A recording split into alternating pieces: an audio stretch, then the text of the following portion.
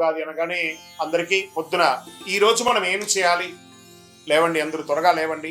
సూర్యోదయాత్ పూర్వం లేచి స్నానాదులు చేసి తైలాభ్యంగన స్నానం చేసి గడపలంతా కడిగి, స్త్రీ పురుషులు ఎవరైనా బాధ్యత తీసుకోవాలి. ఒక్కొక్కరు షేరింగ్, ఒకళ్ళ ఆడవాళ్ళు ఒక పని, మగవాళ్ళు ఒక పని అని చెప్పి ఇంటిల్లో అందరూ షేర్ చేసుకొని చేసే ఒక పని అనమాట ఇది. చక్కగా గడపలు కడిగి తోరణాలు కట్టండి, మామిడి తోరణాలు, పూలు, వేప తోరణాలు అన్ని కూడా కట్టండి.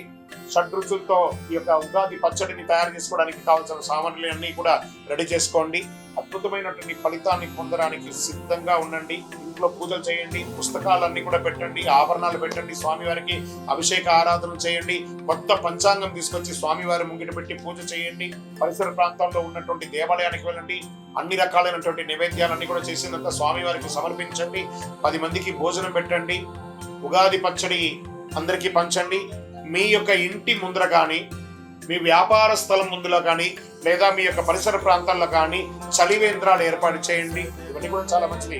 వేసవి తాపడం స్టార్ట్ అవుతుంది కాబట్టి ఇతరులకు మంచినీళ్ళ వగరాలు, మజ్జిగ లాంటిది ఏర్పాటు చేస్తే మనకు అనుగ్రహం కూడా వస్తుంది. ఉగాది అనగానే మనకందరికీ గుర్తుకొచ్చేది ఉగాది పచ్చడి.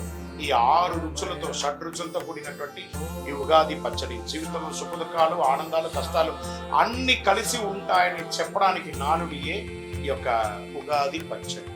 ఉగాది పచ్చడిలో ఏమేమి ద్రవ్యాలు ఇస్తాం? వేప పువ్వు, బెల్లం, మామిడి ముక్కలు, చింతపండు, మిరపకాయ, ఉప్పు. షడ్రుచులకి అర్థం ఏమని చెప్పారు? వేప పువ్వు చెడు దుఃఖాన్ని తీసేస్తుంది. మళ్ళీ ఇది వచ్చేసి ఆధ్యాత్మికంగా, ఆరోగ్యపరంగా అనేటప్పటికి లోపల ఉన్నటువంటి చెడు, షుగర్, కొలెస్ట్రాల్ అన్నింటినీ కూడా నియంత్రించబడుతుంది వేప పువ్వు. బెల్లం తీపి ఆనందాన్ని ఇస్తుంది. మామిడి పులుపు ఆశ్చర్యాన్ని ఇస్తుంది. చింతపండు పులుపు అనుభవాన్ని ఇస్తుంది. మిరపకారం కోపం, ఉత్సాహాన్ని ఇస్తుంది. ఉప్పు జీవన సమతుల్యాన్ని ఇస్తుంది. ఉగాది పచ్చడి ప్రాముఖ్యత. ఉగాది రోజు ఉదయం స్నానం చేసి దేవుడికి నైవేద్యం పెట్టిన తర్వాత కుటుంబ సభ్యులందరూ తీసుకుంటారు ఈ యొక్క పచ్చడిని.